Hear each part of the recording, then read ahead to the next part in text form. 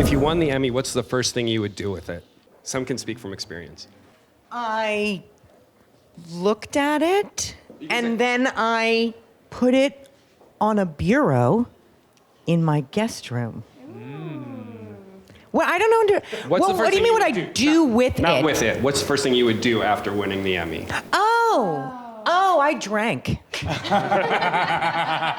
think that's what I would do too. I don't know, I was going to take a picture of it and send it to the Queen. Was the first thing I wanted to do. I would update my IMDb page. That's right.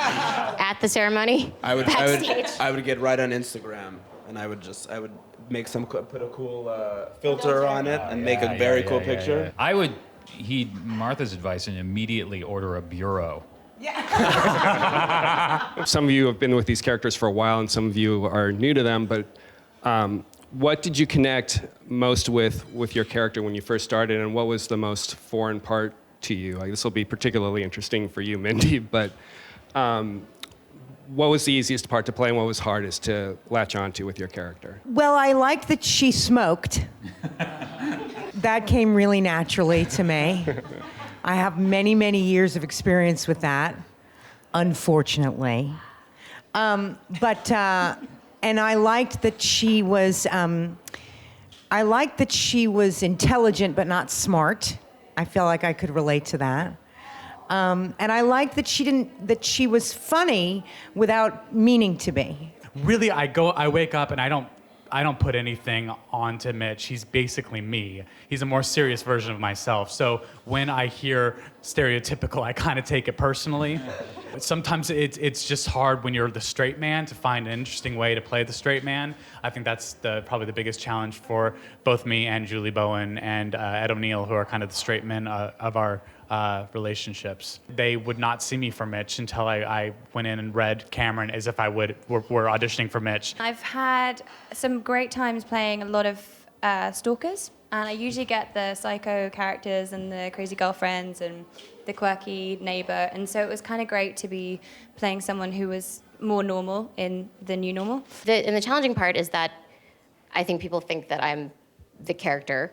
A lot of times there's a lot of bad qualities, and there is some overlap, obviously, and the name is confusing unnecessarily. So I can't be offended by it.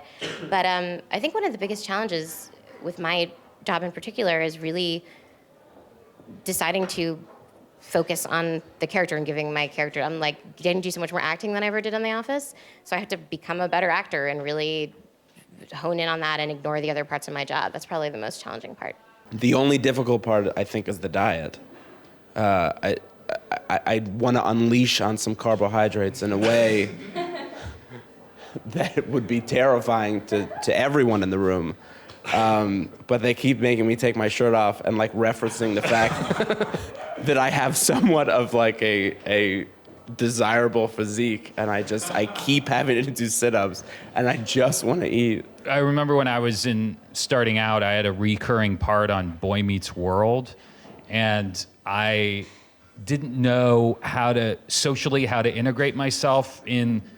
I felt weird, like I'd never been on a set, so I started being just overly familiar with everybody, and I remember it was a season finale, and I was there, and I didn't really know anyone, and everyone was hugging, so I just started going around hugging all the actors, and I think it legitimately creeped everybody out, and I was soon written off.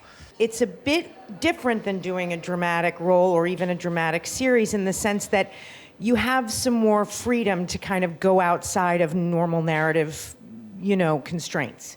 And so whatever the writers end up wanting to experiment with, you just kind of, as you were saying, you just kind of go with it and remain open to it. It was nice that they're kind of appearing on television without quite so much crazy fanfare. That was the one thing I was sort of disheartened by, was Cameron and Mitchell were sort of met with this crazy fanfare, and I thought that was exciting, but at the same time, I can't wait for the day when it's not as important. I was amazed at the attention that was really the thing that everyone was concentrating on, was the fact that it was about a gay couple who wanted a baby, and that it was specifically that they were gay, rather than how do people feel about surrogacy as well and single parents, and there were all these other things that our show looks at. When I was growing up, my mom she would always tell me, she's like, if you go to a party, you're talking to anyone, you just don't ever bring up how busy you are.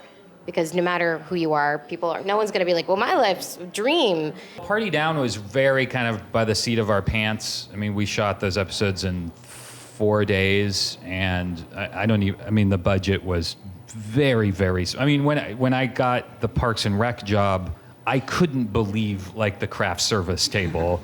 I couldn't believe you would go to a press event, and like, I don't think we were ever mentioned in Entertainment Weekly till we had been canceled for 2 years or something. All we wanted was our show to be mentioned in print somewhere. We mentioned you. Oh, yeah, okay, good. You guys are all on single cam shows, and that's, although hasn't completely taken over, it's definitely like a big part of it and allows for all this sort of deadpan humor that your shows have.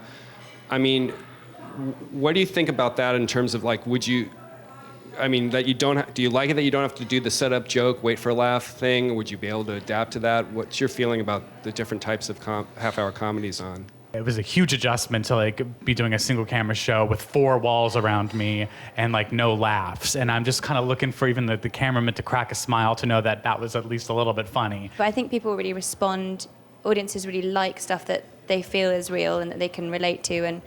And without a live audience and with that privacy of 4 walls, there's no self-consciousness. So I guess you can let things go away and you can't indulge in a kind of comedy beat or, a delivery and a punchline. And I think that's kind of great, that finesse with single cam, that you can kind of have a lot of vulnerability and pain and comedy, and it can be sort of subtly interwoven.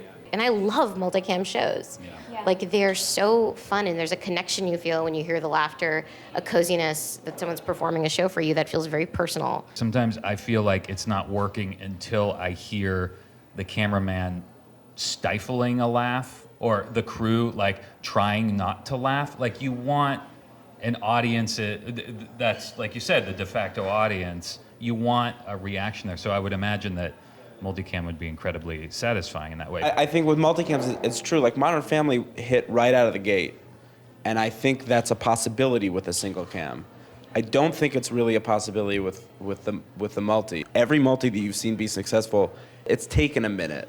Even Big Bang came out and its first season was not, a huge success. It took a minute, but once you get into that rhythm and once your audience has accepted your characters and you know what the show is, when a multicam hits like that, it's the best. I tell Aaron O'Malley, who's our line producer, all the time, can we knock down a wall and put 4 cameras up?